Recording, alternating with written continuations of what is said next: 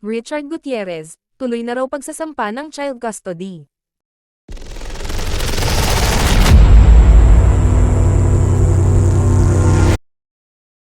Mukhang tuloy na umano ang pagsasampa ng child custody ni Richard Gutierrez para sa dalawang anak nila ni Sara Labati.